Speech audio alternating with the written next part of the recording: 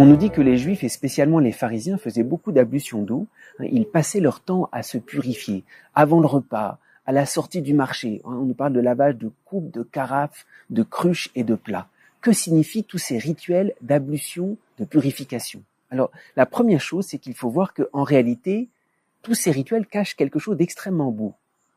Il y a ce vœu d'être totalement pur devant Dieu. Et les pharisiens exprimaient un retour très profond à la loi de sainteté, la loi de pureté qui est dans le Lévitique, qui est de se tenir, d'être saint, d'être pur devant Dieu. Saint Thomas d'Aquin, lorsqu'il commente tous ces passages, ces sacrifices de la loi, ces rituels de purification, nous dit en gros, en substance, qu'il ne faut pas trop vite les mépriser. Pourquoi ?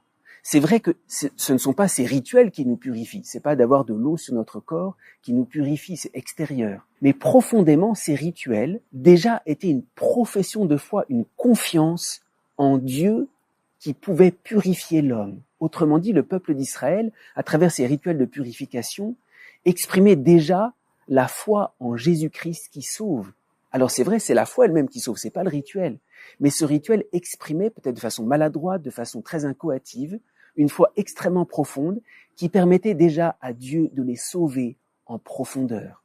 Alors, en réalité, en multipliant les rituels, et c'est ce qu'ont fait les Juifs et les pharisiens après, en mettant cette espèce de surenchère, ils allaient à l'encontre de l'esprit de la loi. Parce que quand on multiplie les rituels, au lieu d'exprimer notre confiance en Dieu qui nous purifie, c'est comme si on perdait confiance, alors on en rajoute indéfiniment. Cet évangile nous dit quelque chose d'extrêmement beau.